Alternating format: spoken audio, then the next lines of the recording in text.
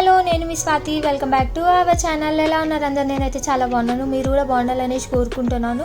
So ఒక మంచి రెసిపీతోనైతే మేము ముందుకు వచ్చేసాను. చాలా అంటే చాలా సింపుల్ ప్రాసెస్, ఈజీ ఉంటుంది, చాలా టేస్టీగా కూడా ఉంటుంది. సో డెఫినెట్గా ట్రై చేయండి, పిల్లలు కూడా ఈజీగా చేసుకోవచ్చు. సింపుల్ ప్రాసెస్లో చూపిస్తున్నాను, సో డెఫినెట్గా ట్రై చేయండి. చాలా అంటే చాలా టేస్టీగా ఉంటుంది. వైట్ సాస్ పాస్తా, దీనికోసం ఒక ప్యాన్ పెట్టుకొని దాంట్లో 1 టేబుల్ స్పూన్ బటర్ వేసుకోండి. బటర్ మెల్ట్ అయ్యాక 2 టేబుల్ స్పూన్ మైదా వేసుకొని దీన్ని బటర్లో ఫ్రై చేసుకోవాలి.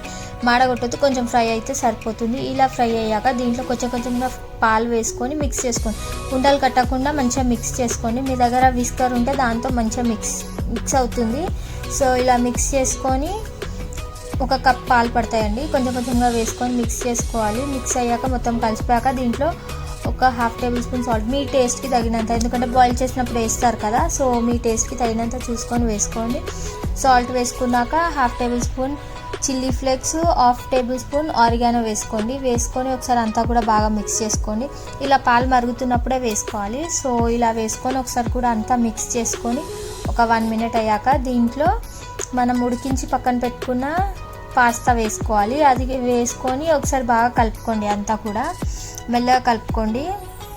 లో ఫ్లేమ్లోనే పెట్టుకోండి, హై ఫ్లేమ్లో పెడితే దగ్గరకు వచ్చేస్తుంది, తొందరగా మాడిపోతుంది. ఒకవేళ మీకు క్రీమీగా ఎక్కువ కావాలంటే మిల్క్, మైదా క్వాంటిటీ కొంచెం ఎక్కువ వేసుకోండి. సో ఇలా అంతా మిక్స్ చేసుకున్నాక మీకు చీజ్ ఎక్కువ కావాలంటే ఎక్కువ, మీకు ఎంత కావాలనుకుంటే అంత, మాకైతే ఇంత సరిపోతుందని మేము ఇంత వేసుకున్నాం. సో ఇట్లా చీజ్ కూడా వేసుకొని చీజ్ కొంచెం మెల్ట్ అవుతుంటే అప్పుడు ఒకసారి కలుపుకొని వేడివేడిగా సర్వ్ చేసుకుంటే అంతే అండి, మన white sauce cheesy creamy pasta ready అయిపోయినట్టే. చాలా అంటే చాలా టేస్టీగా ఉంటుంది, one of my favourite. So డెఫినెట్గా ట్రై చేయండి, చాలా అంటే చాలా టేస్టీగా ఉంటుంది. పొద్దున్న బ్రేక్ఫాస్ట్ అయినా, ఈవినింగ్ స్నాక్లా అయినా, పిల్లలకి స్నాక్ బాక్స్లోకైనా దేనికైనా బాగుంటుంది. సో డెఫినెట్గా ట్రై చేయండి. ఈ వీడియో మీకు నచ్చినట్టయితే please like, share and subscribe my channel. Thanks for watching. Bye bye.